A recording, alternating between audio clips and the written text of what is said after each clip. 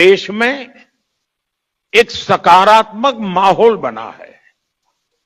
साथियों, आजादी की लड़ाई से लेकर संविधान सभा के निर्णयों तक स्वतंत्र भारत की नींव रखने में भारत की नारी शक्ति ने असीमित योगदान दिया है। इतिहास गवाह है।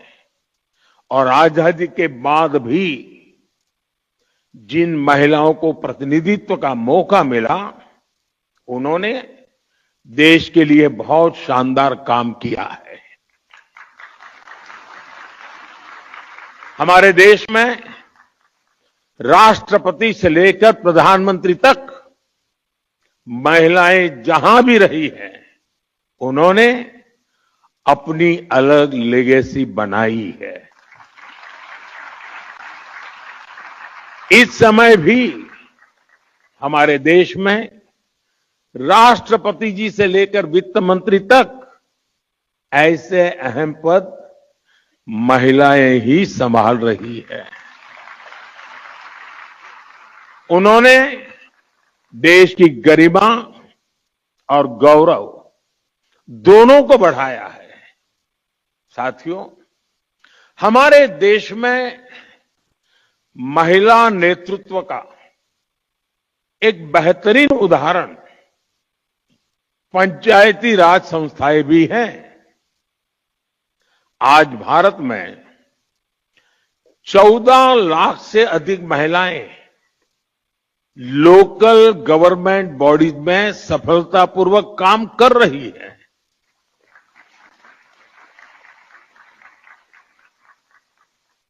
लगभग 21 राज्यों में तो पंचायतों में उनकी भागीदारी करीब करीब 50% तक पहुंच चुकी है।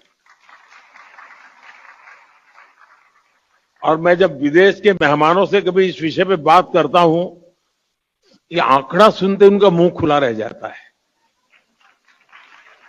उनको आश्चर्य होता है।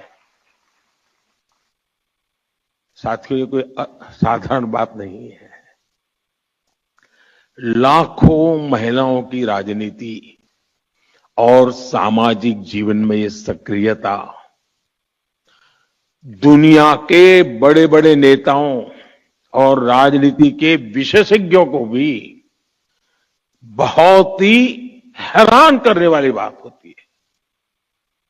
और इससे भारत का बहुत गौरव बढ़ता है।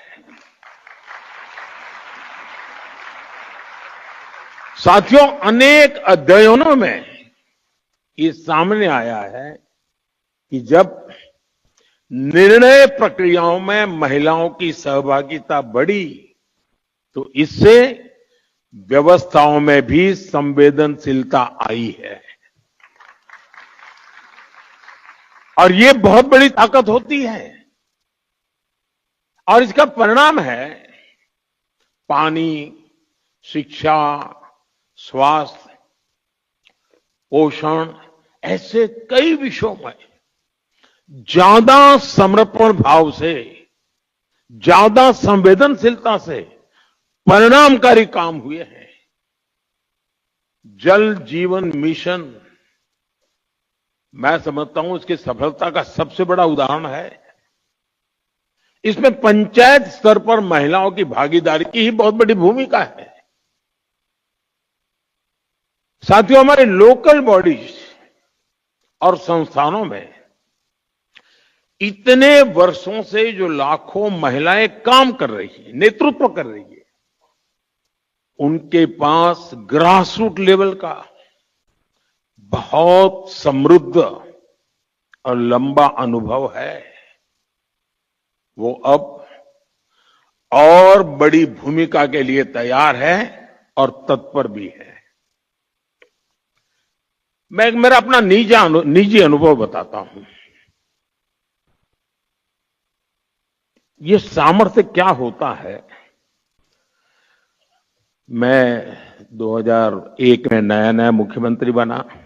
2003 की घटना होगी। हमारे एक विधायक मेरे पास आए, बोले हमारे मेरे क्षेत्र में एक गांव की पंचायती की बहनें आपको मिलना चाहती हैं। ये खेड़ा डिस्ट्रिक्ट, आनंद डिस्ट्रिक्ट का इलाका था जहां सरदार साहब का जन्म हुआ था।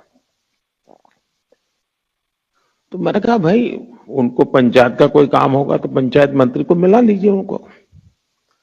नहीं, बोले साहब वो आपसे मिलना चाहते हैं। मैं कहा क्यों?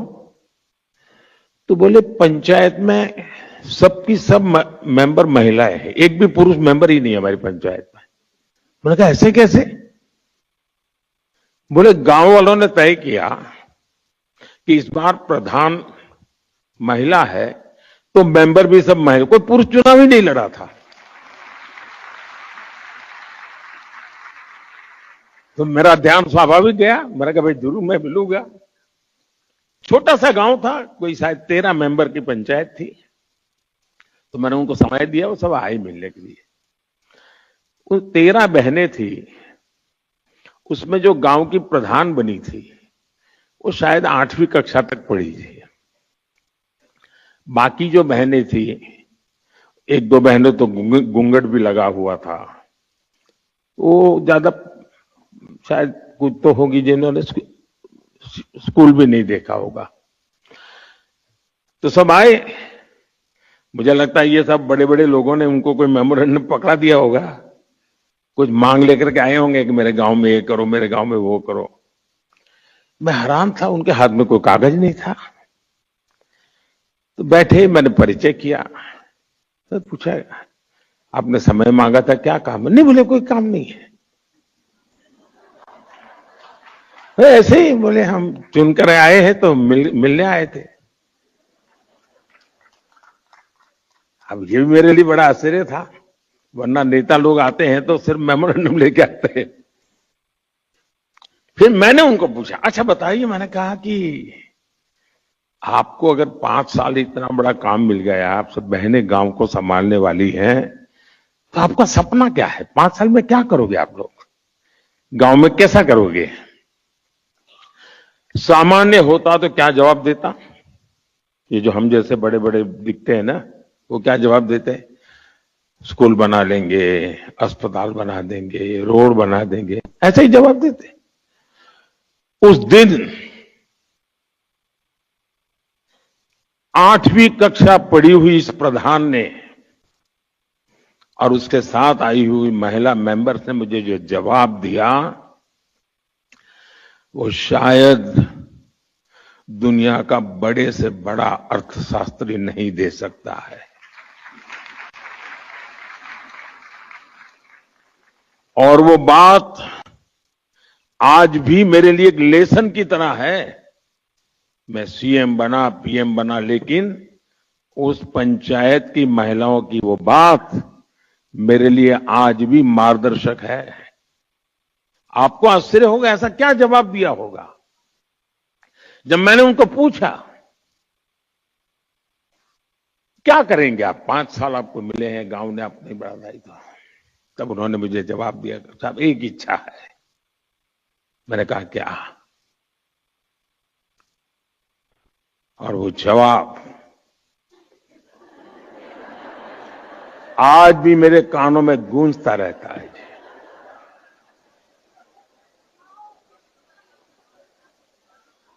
उन्होंने कहा हमारी इच्छा है कि हमारे गांव में कोई गरीब न रहे।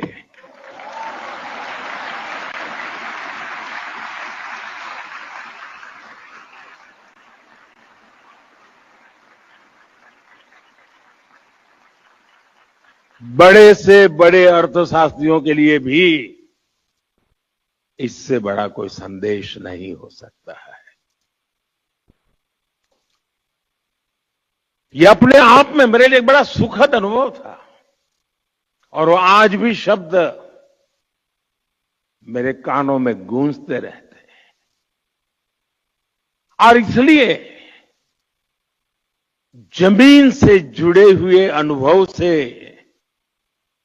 जो वाणी निकलती है ना, वो वेद वाक्य बन जाता है।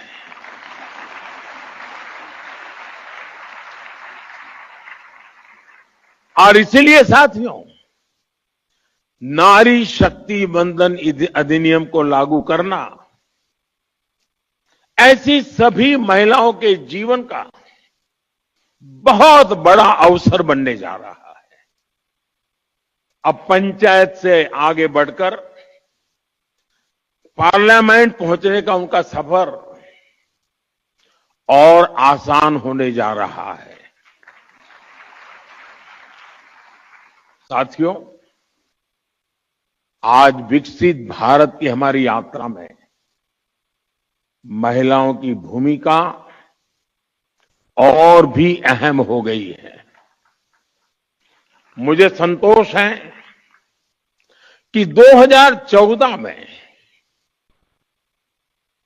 आप सबने, देशवासियों ने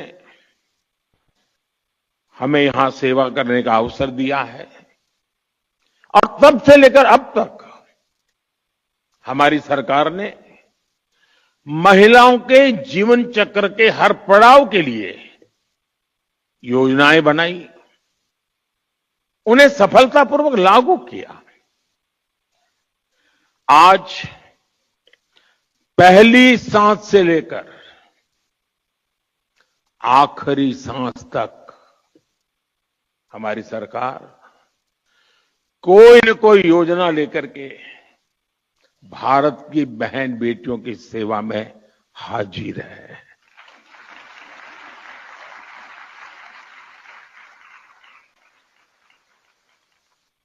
गर्भ में बेटी की हत्या ना हो, इसके लिए हमने बेटी बचाओ बेटी पढ़ाओ अभियान शुरू किया।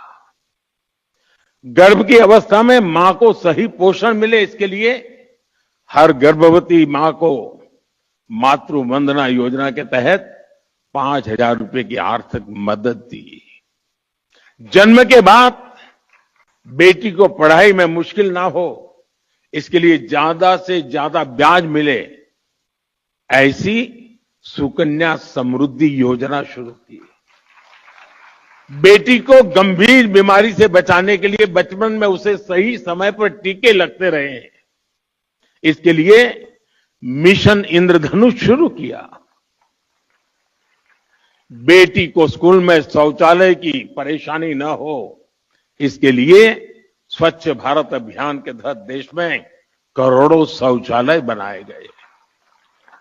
बेटी को पीरियड्स के दौरान परेशानी ना हो, इसके लिए लगभग मुफ्त में सैनिटरी नैपकिन देने का अभियान शुरू किया गया। बेटी अगर स्पोर्ट्स में आगे जाना चाहती है तो उसे खेलो इंडिया अभियान के तहत सालाना 1 लाख रुपए तक की मदद मिल रही है।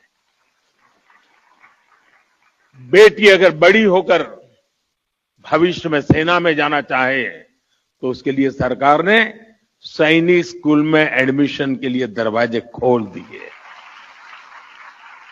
नेशनल डिफेंस एकेडमी में जाने के रास्ते खोल दिए।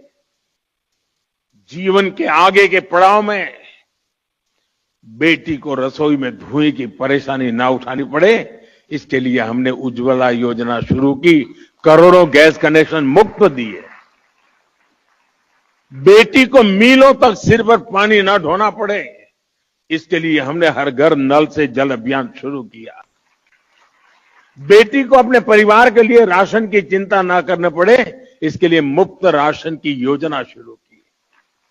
अपने पारिवारिक जीवन में बेटियों को इलाज की चिंता ना हो, इसके लिए उन्हें 5 लाख रुपए तक का मुफ्त इलाज देने वाली आयुष्मान योजना संभव बनाई दी।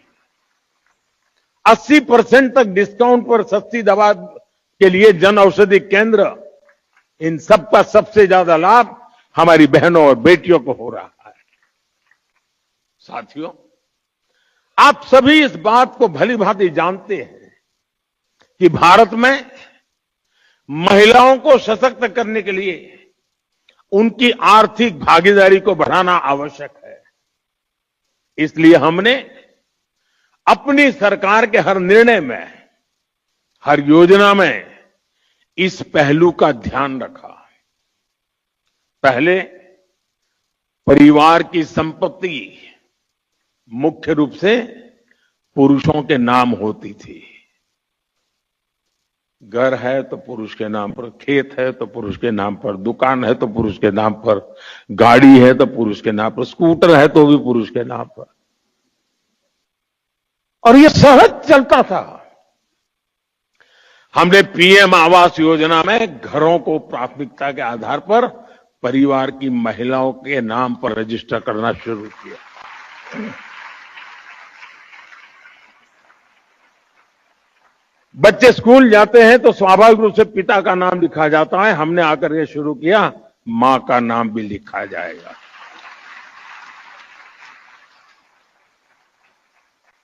बीते 11 साल में इस निर्णय का लाभ 3 करोड़ से ज्यादा महिलाओं को अपने घर का नाम, घर खुद के मालकिन बनी है। इससे आज घरों में महिलाएं भी आर्थिक रूप से सशक्त बन रही हैं। आमतौर पर पिता और बेटा कुछ व्यापार की बात करते हैं ना, और अगर मां चाय लेके आए और थोड़ी देर खड़ी रहे, अरे तुम जाओ किचन में काम करो, हम बात कर रहे हैं। मैं गृहस्थी नहीं हूं, लेकिन पता बहुत है।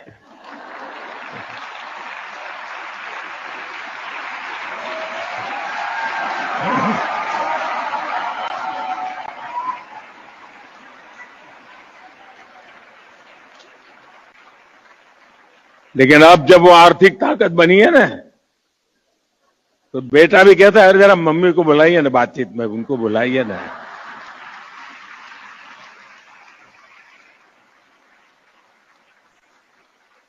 साथियों, महिलाओं के करियर पर प्रभाव ना पड़े, इसके लिए हमने मैटरनिटी लीव को भी बढ़ाकर 26 हफ्ते कर दिया है। दुनिया के समृद्ध देशों में भी ये सुविधा नहीं है। जब मैं उनको बताता हूं तो आंखें फट जाती हैं इनकी। साथियों, आपको याद होगा, कुछ साल पहले देश ने स्किल इंडिया मिशन लॉन्च किया था। हमने वोकेशनल ट्रेनिंग प्रोग्राम शुरू किए थे। आज उसका परिणाम हम हजारों ड्रोन दीदी के जरिए हो रही कृषि क्रांति के रूप में देख रहे हैं।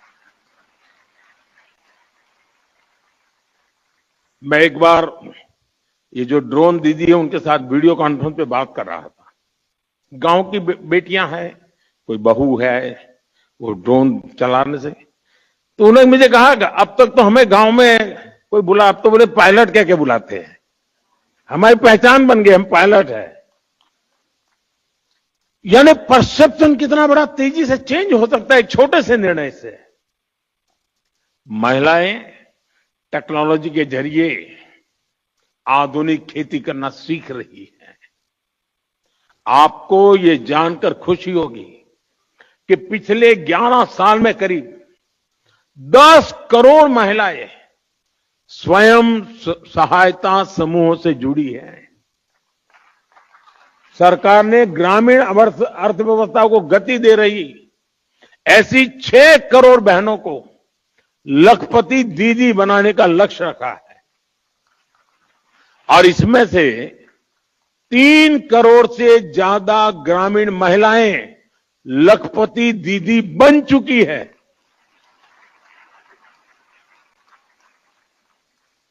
और जो विमेन सेल्फ हेल्प ग्रुप है, उनको बैंकों से पैसा मिलता है काम के लिए, और आप जानकर के खुश हो जाएंगे, अगर उनको बुधवार को पैसा जमा करना है तो मंगलवार को जाकर के जमा कर देती है। एक दिन पहले बहनों के पास जो व्यवहार है, कोई एनपीए नहीं हो रहा है जी, सारे के पैसे बैंक से जाते उतने ही वापस आते हैं। और मैंने देखा है, मैंने शासन में आने के बाद बैंकों के कारोबार में गरीबों की अमीरी भी देखी है और अमीरों की गरीबी भी देखी है।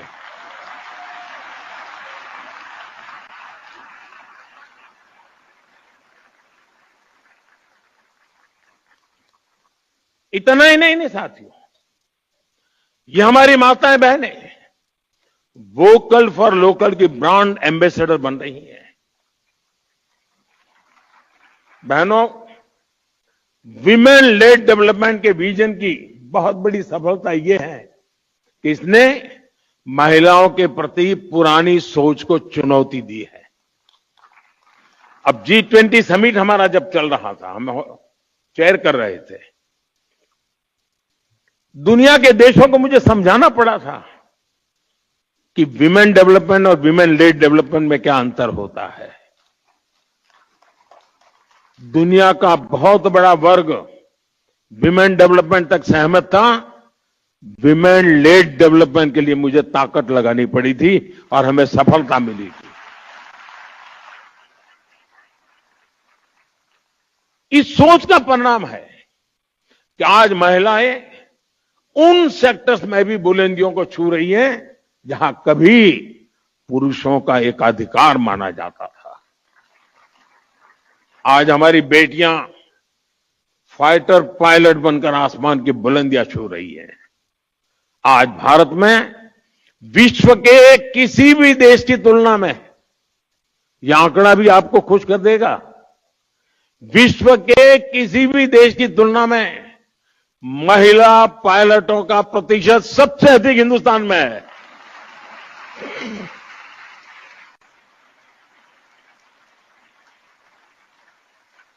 आज पीएचडी एनरोलमेंट में बेटियों की संख्या 2014 की तुलना में डबल हो चुकी है। हायर एजुकेशन और रिसर्च में करीब करीब आधी भागीदारी हमारी बेटियों की है। मैथ्स और साइंस की पढ़ाई में, स्टेम एजुकेशन में बेटियों की संख्या करीब करीब 43% तक पहुंच गई है। मुझे याद है, मैं दुनिया के एक समृद्ध देश में एक बार गया, तो वहां के शिक्षा मंत्री मेरे साथ लिफ्ट में हम लोग जा रहे थे। उन्होंने पूछा मुझे कि भारत में महिलाएं एजुकेशन में कैसा है। मैंने कहा बहुत अच्छा है, ज्यादा है, कुछ जगह पे तो पुरुषों से ज्यादा महिलाएं। तो फिर उन्होंने बड़ी जिज्ञासा से पूछा, स्टेम एजुकेशन में क्या महिला हिस्सा? मैंने कहा 50% हिस्सा उन्हीं का है। तो उनके लिए आश्चर्य था। ये दुनिया के समृद्ध देश की शिक्षा मंत्री की मैं बात कर रहा हूं। साथियों, हमारे समाज में एक बड़ी चुनौती महिला सुरक्षा को लेकर भी रही है। सदियों से महिलाओं को अपनी सुरक्षा के लिए मौन रहना पड़ा है। हमारी सरकार ने इस दिशा में भी मजबूत कदम उठाए हैं। साथियों, मैं संसद में होने वाली चर्चा से पहले देश की नारी शक्ति से भी अपील करता हूं कि आप इस पूरी प्रक्रिया में अपनी सक्रियता बनाए रखिए। आप अपने अपने क्षेत्र के सांसदों से भी जरूर मिलिए। देश की महिलाएं अपने सांसदों से अपना पक्ष रखें, अपनी अपेक्षाएं उन्हें बताएं, और जिस दिन वो सदन में आने के लिए अपने यहां से निकले तो जरा फूलमालाएं देकर के उनको विदाई भी दीजिए।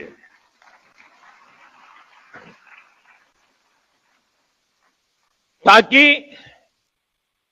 जब माता बहनों के आशीर्वाद लेकर के सांसद निकलेंगे ना, तो दूसरा निर्णय कर ही नहीं सकते।